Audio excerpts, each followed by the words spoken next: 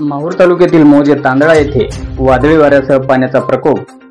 दिनांक 10 जून 2025 रोजी दिवसभर सूर्य आग उगवत असताना सायंकाळी अचानक वातावरणात बदल होऊन वादळी वाऱ्यासह पावसाने दमदार हजेरी लावली. यामध्ये मौजे तांदळा या गावातील जवळपास 80% घरासह जनावरांच्या गोठ्यावरील टीन पत्रे उडाली.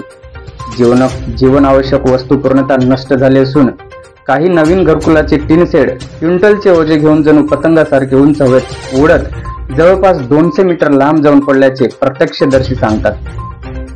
वादळी वाऱ्याचे भयंकर असे रौद्ररूप पाहून अक्षरशः गावकऱ्यांमध्ये भीतीचे वातावरण पसरले. यावेळी गावचे तरुण तडफदार तथा लोकप्रिय सरपंच संतोष जाधव यांनी वेळीच सतर्कता दाखवत गावातील तरुण विशाल जळके, संजय व्यवहारे, आदिनाथ डाखोरे, विजय राठोड शिक्षक, उपसरपंच दिगंबर डाखोरे, सदस्य कासमभाई, सदस्य गजू जाधव, इंस्टाग्राम स्टार रवी वायकुळे, रोहित जाधव, नीरज जाधव, आशिष राठोड, गजानन डाखोरे तथा गावातील इतरांच्या मदतीने भयभीत झालेल्या नागरिकांना सुरक्षित जागेवर स्थानांतरित करण्यात आले.